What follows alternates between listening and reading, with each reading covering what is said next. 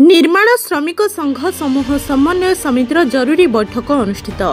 जिला श्रम दफ्तर में निर्माण श्रमिक पंजीकरण और सहायता प्रदान रे अनियमितता अभियोग आज पूर्वाह्न सीआईटीयू सभागृह एक गुरुत्वपूर्ण बैठक अनुष्ठित हो जायछि। वरिष्ठ श्रमिक नेता गौरांग पाणिग्राही बैठक में अध्यक्षता करथिबा बेले समन्वय समितिर संपादक तथा स्वच्छता साधारण रे समन्वय समितिर संपादक तथा आवाहक विजय पात्र आलोचनार विषय आगत करथिले। निर्माण श्रमिक मानक समस्या समाधान रे जिला श्रम दफ्तर स्वच्छता साधारण रे प्रश्नवाची सृष्टि करुछि बोली अनेक संघर नेतृत्व उद्वेग प्रकाश करथिले।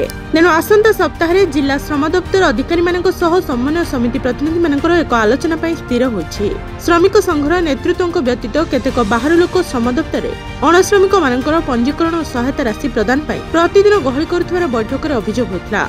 समन्वय समितिर सह संयुक्त संघ माने श्रृंखला रक्षा करबा उपरे अधिक गुरुत्व दिया जायछि। आसंता अगस्त 9 तारिख क्रांति दिवस रे मेहनती मनुष्यर स्वार्थ रक्षा पई भुवनेश्वर समावेश को सफल करने बैठक में निष्पत्ति निया जायछि।